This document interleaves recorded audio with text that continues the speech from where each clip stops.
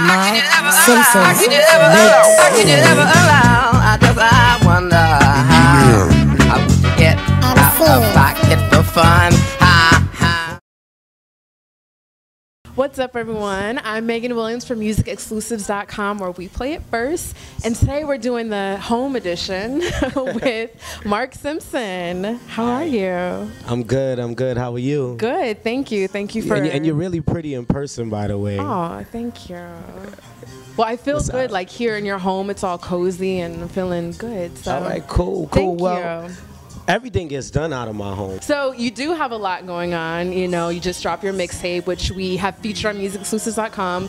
But how did you get to this point where now you did drop a mixtape and we got shows and got a whole bunch going on? Where did you come from? How did this whole thing Where did I get come from? started? Well, I I guess. know you've been writing since you were 14, right? Yeah. Well, actually, I took it seriously when I was 14. Back then, I was singing, and I didn't really take it seriously. But big artists like Shabba Ranks and a lot of reggae artists in the neighborhood would call this kid in to do like little vocals here and there, and I would do it and be in a rush to get back outside and play because I really didn't care about what was going on in the studio. And then eventually, I started taking it seriously around 14. I wanted to record, but people were always telling me what to do in the studio. And that's cool, but I had ideas of my own, and you can't really execute your own ideas. What did you want to do on your own? Well, I focused a lot on background vocals. Okay. And a lot of people do, but they weren't catering to that.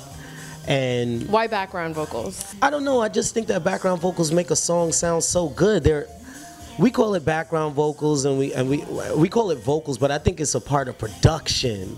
After the producer makes the beat and those background vocals are riding in there, the only thing missing on that stage is the singer. You know what I mean? Mm-hmm. So I really focus a lot on background vocals. And so some of my background vocals are intricate or, you know what I mean, a lot going on.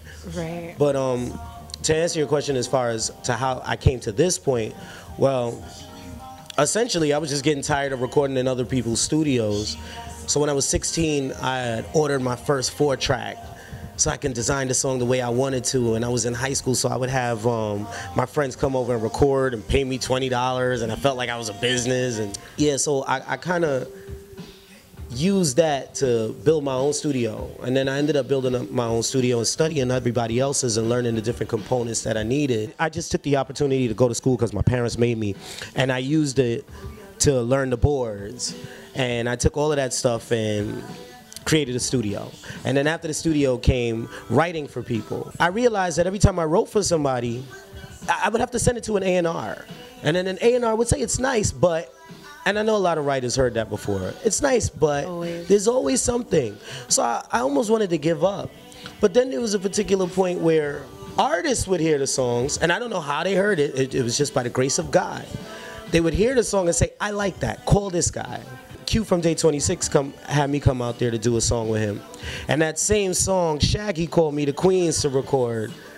And on that same song, a couple of artists from Bad Boy, I won't mention any names, was calling and inquiring about that song. And then I kept recording, and then 718 heard of me through a friend of mine, and they heard a song, and they called, and they wanted the song, and they came here. The labels and the A&Rs weren't really feeling it, but people directly were coming to you? Yeah, artists always directly came to me. So I was like, yo, I'm not really making any bread here. You know what I mean? Yeah. And I had to think of a way to put my music out. So I said, you know what? Instead of sitting on all these good songs, and I say good after the feedback of my mixtape. They are very good. After I was getting feedback from 1 and 2 people, I said, you know what? Put it all out. Let's create a buzz of who Marc Simpson is. You know what I mean? And I'm just thinking that once people find out who he is, it will create a desire to work with that person. So is that kind of the route that you're trying to take, I guess, is to have everyone know you for you, and then, hey, if you want to work with me, great? Yeah. Because, I mean, my desire was always to be an artist.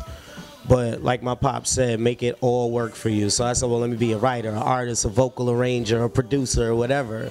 You know what I mean? Well, where do you get more joy from? Do you enjoy being an actual artist, or do you like writing? You know, you say a lot of people are coming to you directly for songs. So what do you think works for you? Or what do you like, I should say? I gotta say 50-50. I love that feeling, that scared feeling before getting on stage, and then getting on stage and having this big blur while I'm on there. And then getting off the stage and finding out, hey, how did I do? What did I do? And as far as writing is concerned, I don't think I could write a song on paper and give it to you. It has to be in the studio because vocal arrangements are important to me. Like I said, I like background vocals. So it would have to be a thing of presence. You'd have to be there. You know what I mean? And I love that because I'll be doing things to your voice while you're in the booth or editing while you're in there, and the person will listen back like, wait, I don't remember doing that, or what happened? Oh, that was hot. Yo, can I get more? What up, world? It's your boy Marc Simpson. If you don't know me, you will. I'm tuned in to MusicXclusives.com. You need to be too.